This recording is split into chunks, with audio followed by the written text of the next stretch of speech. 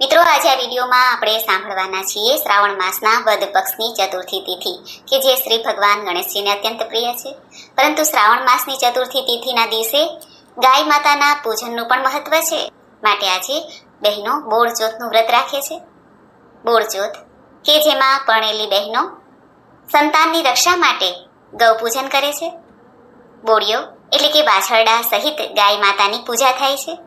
ગોરજ અર્થાત ગોધૂલી વેલાએ જ્યારે ગાય માતા ઘેરે આવે છે ત્યારે ગાય અને વાછરડાનું પૂજન થાય છે. આ દિવસે ઘઉંની વસ્તુ કે છડેલી વસ્તુ ખવાતી નથી. દળવું કે ખાંડવું નહીં એવો નિયમ લેવાય છે. આ વ્રત ગૌ પૂજનનું મહત્વ દર્શાવે છે. આજે જે બહેનો વ્રત રાખે છે તે સ્નાનાદિથી પરવારીને શુદ્ધ વસ્ત્ર ધારણ કરીને ગાય માતાને કંકુ, ચોખા, ફૂલના હારથી પૂજન કરે છે વાછરડા સહિત, અને એક ટાઈમ ભોજન લે છે. આજે ગાય માતાનું પૂજન વાછરડા સહિત કરવાથી સંતાન, સંપત્તિ, સમૃદ્ધિ પ્રાપ્ત થાય છે. આજે દૂધ કે દૂધથી બનાવેલી કોઈ વસ્તુનો પણ ત્યાગ કરવો જોઈએ. આ વખતે ચતુર્થી તિથિ પ્રારંભ થાય છે તારીખ 12 ઓગસ્ટ 2025ના રોજ સવારે 8:40 જ્યાં તિથિ પૂર્ણ થાય છે 13 ઓગસ્ટ 2025ના રોજ સવારે 6:30ની આસપાસ. એટલા માટે ગણેશ ચતુર્થીનું વ્રત છે કે બોળ ચોથનું વ્રત છે તે તારીખ 12 ઓગસ્ટ 2025 મંગળવારના દિવસે રાખવાનું રહેશે. કારણ કે બોળ ચોથ એટલે ગૌધૂલી વેલાએ ગાય માતાની પૂજાનું મહત્વ દર્શાવે છે. માટે ત્યારે જ્યારે ચોથની તિથિ હોય ત્યારે આ વ્રત કરાય છે. આજે જે ભક્તો ગણેશ ચતુર્થીનું વ્રત કરે છે તે ચંદ્ર દર્શન પણ કરે છે અને ચંદ્રદેવનું પૂજન પણ કરે છે. ચંદ્રોદય છે રાત્રિના લગભગ 9 વાગ્યાની આસપાસ. ગામ શહેર પ્રમાણે અલગ અલગ ચંદ્રોદય હોય તે જોઈ લેવો. બોળ ચોથના વ્રતના દિવસે ગાય માતાનું પૂજન કરવાથી ભગવાન શ્રી કૃષ્ણની પણ કૃપા પ્રાપ્ત થાય છે. એવું આ સર્વ સુખ આપનારું, પ્રકૃતિ માતાની કૃપા પ્રાપ્ત કરાવનારું બોળ ચોથનું વ્રત છે. આજે આપણે આ વિડીયોમાં સાંભળવાના છીએ બોળ ચોથના વ્રતની કથા. જો આપના વિડીયો પસંદ આવે તો લાઈક કરજો, શેર કરજો. આપ આ ચેનલ પહેલી વખત જોઈ રહ્યા છો તો સબસ્ક્રાઇબ કરી લેજો, જેથી આવનારના વિડીયોની માહિતી આપ સુધી તુરંત પહોંચી શકે. ધન્યવાદ. ધેનુ ત્વમ કામધેનુ સર્વ પાપ નિવારિણી મોક્ષ ફલ પ્રદાયિની મામ માતૃદેવી નમસ્તુતે. બોલો ગૌ માતાની જય. બોળ ચોથ વ્રતની કથા. રામપુર ગામમાં એક નાની ઓરડીમાં સાસુ વહુ રહેતા હતા. તેઓ બંને વિધવા હતા. માંડ માંડ પોતાનું ગુજરાન ચલાવતા હતા. માલ મિલકતમાં ગણો તો માત્ર ગાય અને વાછરડું. શ્રાવણ વદ ચતુર્થીનો પવિત્ર દિવસ આવ્યો. સાસુમાં નદીએ નાહવા માટે ઉપડ્યા. તેઓ જતા જતા વહુને કહેતા ગયા, અરે વહુ બેટા, આજે બોળ ચોથ છે, હું નાહીને આવું ત્યાં સુધીમાં ઘઉંલાને ખાંડીને રાંધીને રાખજે. વહુએ સાસુની વાત સાંભળી. જોગાનું જોગ એમના વાછરડાનું નામ પણ ઘઉંલો હતું. તે વાછરડાનો રંગ ઘઉં જેવો જ હતો, એટલે એનું નામ ઘઉંલો પાડવામાં આવ્યું હતું. વહુએ વિચાર્યું કે કયો ઘઉંલો ખાંડીને રાંધવાનો છે, ઘઉંલાનું ધાન કે વાછરડો ઘઉંલો? જો કે વહુમાં બુદ્ધિની થોડી ઉણપ હતી. તે તો ઉપડી સીધી ગાયના ગમાણમાં. તેણે ઘઉંલા વાછરડાને વધેરી નાખ્યો અને મહા મુસીબતે ખાંડણીમાં નાખીને હાંડલામાં નાખીને ચૂલે રાંધવા મૂક્યો. સાસુ નદીએથી નાહીને પાછા આવ્યા. તેમણે વહુને પૂછ્યું, વહુ બેટા, ઘઉંલો ચડાવ્યો ને? ત્યારે વહુ બોલી, હા બા, ચડાવ્યો તો ખરો, પણ શું ઉધમાત કર્યો, ઘણો જોરાવર. માંડ માંડ વધેર્યો અને ખાંડતા તો મારા હાથમાં છાલા પડી ગયા. આ સાંભળીને સાસુના પેટમાં તો ફાળ પડી ગઈ. તે તો ગભરાઈને દોટ મૂકીને ગમાણમાં ગઈ. ગમાણે જઈને જોયું તો ઘઉંલો ન મળે. લોહીનું ખાબોચિયું ભાળ્યું. આ જોઈને સાસુની આંખમાંથી દળ દળ આંસુ વહેવા લાગ્યા. મનમાં ને મનમાં વહુને ભાંડવા લાગ્યા, આ અકલની ઓથમીરે અનર્થ કરી નાખ્યો, પણ હવે થાય શું? આજે બોળ ચોથ છે, હમણાં સ્ત્રીઓ ગાય વાછરડાનું પૂજન કરવા આવશે ત્યારે તેમને શું મોઢું બતાવીશું? સાસુએ તો ઘઉંલાવાળું હાંડલું ટોપલામાં મૂક્યું અને વહુને માથે મૂકીને ગામની બહાર ઉકરડામાં જઈને દાટી દીધું. પછી ઘરે આવીને સાસુ વહુ તો અંદરથી કમાડ બંધ કરીને છાના માના આંસુ સારતા બેસી રહ્યા. હવે ઘઉંલાની માં ચરવા ગયેલી તે ગમાણે પાછી આવી. તે ગંધે ગંધે ઉકરડે ગઈ અને ઉકરડામાં જઈને એણે હાંડલાને સીંગડું માર્યું કે તરત જ હાંડલું ફૂટી ગયું અને તેમાંથી વાછરડો કૂદીને ઊભો થયો. તે માને બચ્ચ બચ્ચ ધાવવા લાગ્યો. હાંડલાનો કાટલો વાછરડાના ડોકમાં જ રહી ગયો. પ્રથમ પ્રહરે ગામ ગામની બહેનો હાથમાં પૂજાની થાળી લઈને પૂજા કરવા આવી. જોયું તો કમાડ વાસેલા, સાકળ ખખડાવી, બૂમો પણ પાડી અને કહ્યું, અરે ભોગળ ભીડીને કેમ બેઠા છો સાસુ વહુ? બાણા ખોલો, અમે પૂજા કરવા આવ્યા છીએ. પરંતુ સાસુ વહુ તો બીકના માર્યા જવાબ જ ના આપે. એટલામાં જ ગાય અને ઘઉલો દોડતા આવ્યા. ઘઉલાના ગળામાં હાંડલાનો કાટલો જોઈને બધા નવાઈ પામ્યા. એક બહેન તો બોલી પણ ખરી, બાઈ, આજે વાછરડાના ગળામાં ફૂલના હારના બદલે હાંડલાનો કાટલો કોણ પહેરાવે? ઘરમાં સાસુ વહુ વિચારે છે કે બધા આપણને કેવા મેણા દે છે. વહુએ કમાડની તિરાડમાંથી જોયું તો સાચે જ ઘઉલાને જીવતો દીઠો. એના ગળામાં હાંડલાનો કાટલો લટકતો હતો. વહુ બોલી સાસુ માને, બાબા જુઓ તો ખરા, આપણો ઘઉલો જીવતો છે.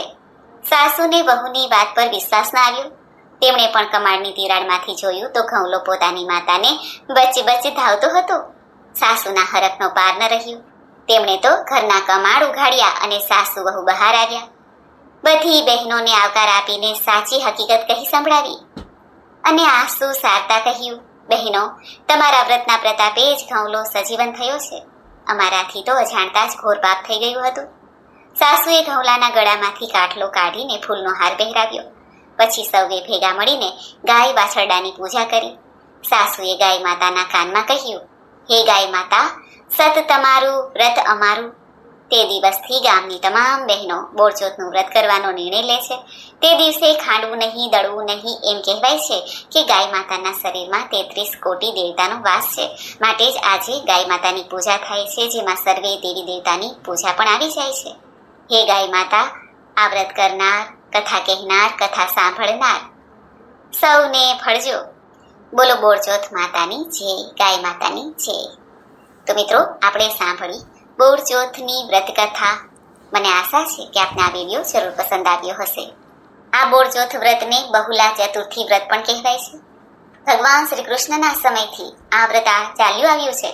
આજે ગાય માતાજીની ગૌધુલી વેળાએ પૂજાનું મુહૂર્ત પણ જાણી લઈએ. સાંજે 6:50 લઈને લગભગ 7:15 આસપાસ.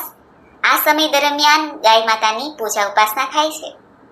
આજે ભગવાન શ્રી કૃષ્ણની પણ પૂજા થાય છે અને મંત્ર જાપ થાય છે.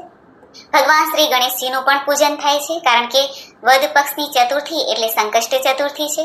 ભગવાન શ્રી ગણેશજીને પ્રિય આ ચતુર્થીના દિવસે ચંદ્ર દર્શન કરીને ચંદ્રદેવને અર્ઘ્ય અપાય છે. ગણપતિજી મહારાજને મોદક પ્રિય છે, માટે લાડુનો ભોગ ધરીને ભગવાનને પ્રાર્થના કરાય છે. સર્વે મનોકામના પૂર્ણ થાય છે. બહેનો આજે સંતાન સુખ માટે, ધન વૈભવ, સાંસારિક સુખ માટે પણ આ વ્રત કરે છે. જોકે ગાય માતાનું દૂધ, ઘી, માખણ હોય, છાણ હોય, ગૌમૂત્ર હોય, તે સર્વે કાય શુભ જ છે. અસાધ્ય બીમારીને ઠીક કરનાર છે. જેમ એક માં પોતાના શિશુને દૂધ પીવડાવીને પૌષ્ટિક આહાર આપી શકે છે, એ જ રીતે ગાય માતાનું દૂધ પણ ઘણું પૌષ્ટિક છે, ઔષધિ રૂપ છે. એટલા માટે જ કન્હૈયા ભગવાન શ્રી કૃષ્ણને ગાય માતા અત્યંત પ્રિય રહ્યા છે. અને આજે પણ ગાય માતાનું જતન કરીને, ગાય માતાનું પૂજન કરીને આપણે ગાય માતાને જ મહત્વ આપીએ છીએ. જોકે ગૌ માતાની પૂજા ઉપાસનામાં સર્વે દેવી દેવતાની પૂજા ઉપાસના આપમેળે જ થઈ જાય છે. આ પરંપરા વર્ષોથી ચાલી આવી છે. માન્યતા છે કે માતાઓ બહેનો આજે આ બોરચોથનું વ્રત કે સંકષ્ટ ચતુર્થીનું વ્રત કરીને પોતાના સંતાનના જીવનમાં આવેલા સંકટો, બાધાને દૂર કરવા માટે પ્રભુને પ્રાર્થના કરે છે. બહુલા ચોથ કે બોરચોથની એક કથા ભગવાન શ્રી કૃષ્ણ સાથે પણ જોડાયેલી છે. પૌરાણિક કથા અનુસાર એકવાર ભગવાન શ્રી કૃષ્ણ બહુલા ગાયની પરીક્ષા લેવાનું વિચારે છે. જે ગાયોને ચારતા હતા ભગવાન શ્રી કૃષ્ણ, જેમને ગાયો અત્યંત પ્રિય છે, તેમાંથી એક ગાય બહુલા નામની હતી. બહુલા ગાયની સામે પ્રભુ સિંહ બનીને આવે છે અને ત્યારે બહુલા ગાય પ્રાણ ત્યાગ કરવાનો નિશ્ચય કરે છે અને સિંહની સામે પોતાના બચ્ચાને દૂધ પીવડાવવાની અનુમતિ માંગે છે અને કહે છે કે હું મારા બચ્ચાને દૂધ પીવડાવીને તમારી પાસે પાછી આવીશ, ત્યારે હે સિંહ, તમે મને ભોજન કરી લેજો. સિંહ ત્યારે ગાયને વાછરડા પ્રત્યે પ્રેમ જોઈને તેને જવા દે છે અને ગાય ઈમાનદારીથી પોતાના વાછરડાને દૂધ પીવડાવીને પાછી આવે છે.